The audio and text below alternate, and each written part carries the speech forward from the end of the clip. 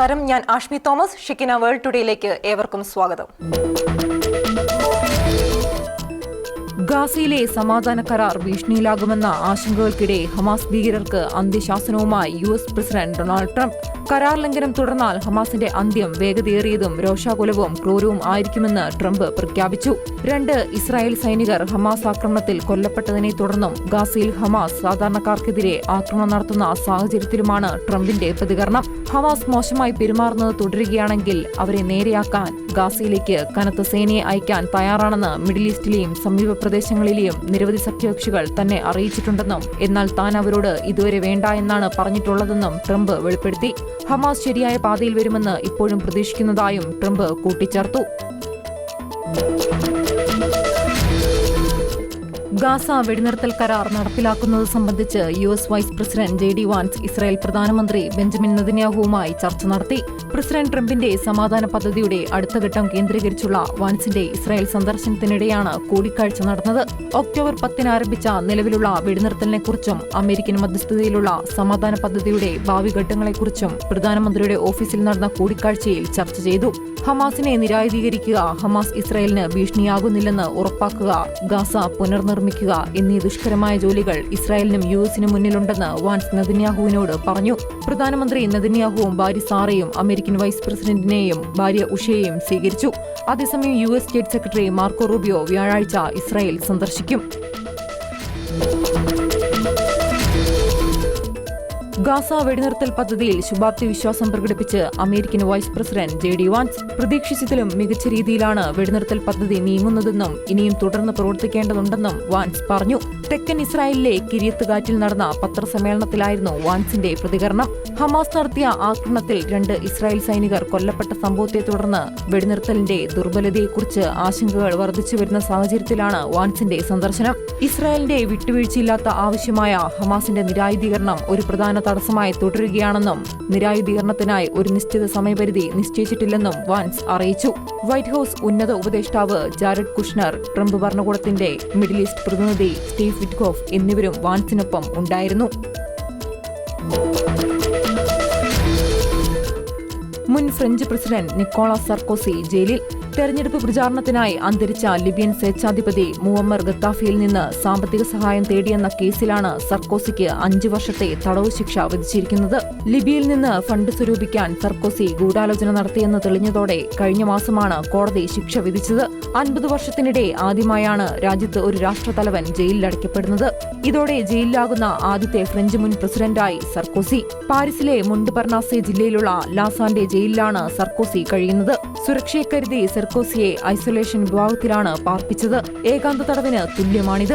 2007 മുതൽ 2012 വരെയാണ് സർക്കോസി ഫ്രാൻസിന്റെ പ്രസിഡന്റായിരുന്നത്. റഷ്യൻ പ്രസിഡന്റ് വ്ളാഡിമിർ പുടിനും US പ്രസിഡന്റ് ഡൊണാൾഡ് ട്രംപും തമ്മിലുള്ള കൂടിക്കാഴ്ച റദ്ദാക്കി. യുക്രൈൻ വിഷയത്തിൽ ഇരു നേതാക്കളും ഹംഗറിയുടെ തലസ്ഥാനമായ ബുഡാപെസ്റ്റിൽ 2 ആഴ്ചയ്ക്കകം ചർച്ച നടത്തുമെന്നാണ് കഴിഞ്ഞയാഴ്ച വൈറ്റ് ഹൌസിന്റെ പ്രഖ്യാപനമുണ്ടായത്.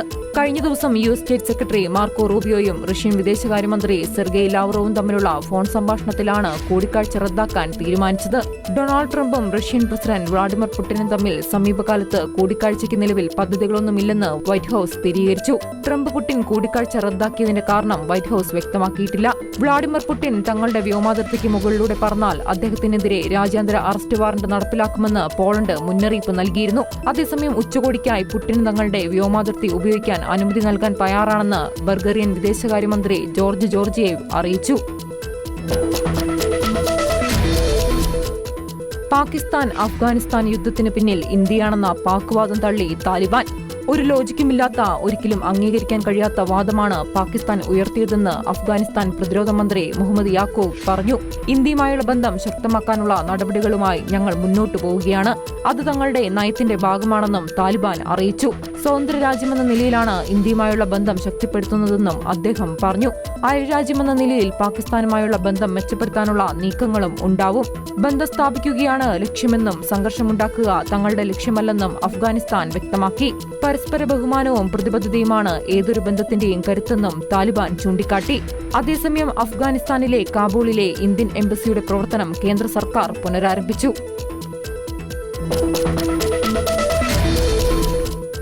കിഴക്കൻ കടലിലേക്ക് ഒന്നിലധികം ഹ്രസ്വദൂര ബാലിസ്റ്റിക് മിസൈലുകൾ വിക്ഷേപിച്ച് ഉത്തര കൊറിയ. ദക്ഷിണ കൊറിയ ആതിഥേയത്വം വഹിക്കുന്ന ഏഷ്യ പസഫിക് സാമ്പത്തിക സഹകരണ ഉച്ചകോടിക്ക് ഒരാഴ്ച മാത്രം ശേഷിക്കെയാണ് ഉത്തര കൊറിയയുടെ നീക്കം. മാസങ്ങൾക്ക് ശേഷം ഉത്തര കൊറിയ നടത്തുന്ന ആദ്യ മിസൈൽ പരീക്ഷണമാണിത്. കിഴക്കൻ തീരത്തോട് ചേർന്ന കടലിലേക്കാണ് മിസൈലുകൾ തൊടുത്തുവിട്ടതെന്ന് ദക്ഷിണ കൊറിയൻ സൈന്യം അറിയിച്ചു. മിസൈലുകൾ ഏകദേശം 350 കിലോമീറ്റർ ദൂരം പറന്നതായി സിയോൾ അധികൃതർ വ്യക്തമാക്കി. Chinese president Xi Jinping, US president Donald Trump എന്നിവരുൾപ്പെടെ ലോക നേതാക്കൾ പങ്കെടുക്കുന്ന ഉച്ചകോടിക്ക് മുന്നോടിയായാണ് ഈ വിക്ഷേപണം. പുതിയ മിസൈൽ വിക്ഷേപണങ്ങളുടെ സാധ്യത കണക്കിലെടുത്ത് നിരീക്ഷണവും സൈനിക സജ്ജീകരണവും ശക്തമാക്കിയതായി ദക്ഷിണ കൊറിയയുടെ ജോയിന്റ് ചീഫ് ഓഫ് സ്റ്റാഫ് അറിയിച്ചു.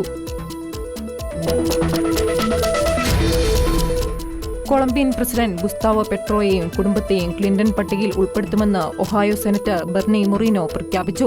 മയക്കുമരുന്ന് കടത്തുമായി US സർക്കാർ ബന്ധപ്പെടുത്തുന്ന കമ്പനികളുടെയും വ്യക്തികളുടെയും കരിമ്പട്ടികയാണിത്. സാമ്പത്തികവും വാണിജ്യപരവുമായ ഉപരോധങ്ങൾ ഏർപ്പെടുത്തുന്നതാണ് ഈ പട്ടിക.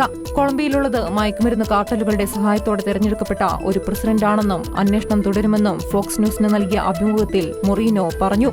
കൊളംബിയൻ പ്രസിഡന്റും മയക്കുമരുന്ന് കാർട്ടലുകളും തമ്മിലുള്ള ബന്ധം തെളിയിക്കപ്പെട്ടിട്ടില്ലെങ്കിലും ആരോപണ വിധേയമായതിനാൽ ട്രംപ് ഭരണകൂടം വ്യക്തിപരമായ ഉപരോധങ്ങൾ ആസൂത്രണം ചെയ്യുന്നുണ്ടെന്ന് മൊറീനോ വ്യക്തമാക്കി. കഴിഞ്ഞ ദിവസം കൊളംബിയയ്ക്കുള്ള സാമ്പത്തിക സഹായം താൽക്കാലികമായി നിർത്തിവെക്കുന്നതായും പുതിയ താരിഫുകൾ ഏർപ്പെടുത്തുന്നതായും അമേരിക്ക അറിയിച്ചിരുന്നു.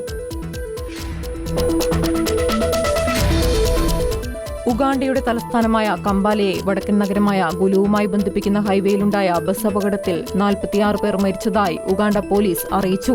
2 ബസ്സുകളും മറ്റ് 2 വാഹനങ്ങളും കൂട്ടിയിടിച്ചാണ് അപകടമുണ്ടായത്. എതിർദിശകളിലേക്ക് പോയ 2 ബസ്സുകൾ മറ്റ് വാഹനങ്ങളെ മറികടക്കാൻ ശ്രമിച്ചപ്പോൾ കൂട്ടിയിടിക്കുകയായിരുന്നു. പരിക്കേറ്റവരെ അടുത്തുള്ള ആശുപത്രികളിലേക്ക് മാറ്റി. സമീപ വർഷങ്ങളിൽ കിഴക്കൻ ആഫ്രിക്കൻ രാജ്യത്ത് നടന്ന ഏറ്റവും വലിയ വാഹനാപകടങ്ങളിൽ ഒന്നാണിത്. ഉഗാണ്ടൻ പ്രസിഡന്റ് യൊവേരി മുസേവേനി ഇരകൾക്ക് അനുശോചനം രേഖപ്പെടുത്തി.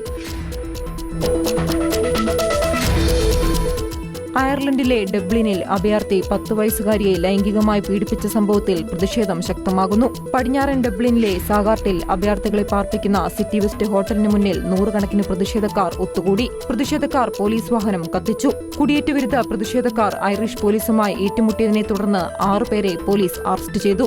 പോലീസ് ഉദ്യോഗസ്ഥർക്കെതിരായ ആക്രമണങ്ങളെ അയർലൻഡ് പ്രധാനമന്ത്രി മൈക്കൽ മാർട്ടിൻ അപലപിച്ചു. ഷെക്കീന വേൾഡ് ടുഡേ സമാപിക്കുന്നു. നന്ദി, നമസ്കാരം.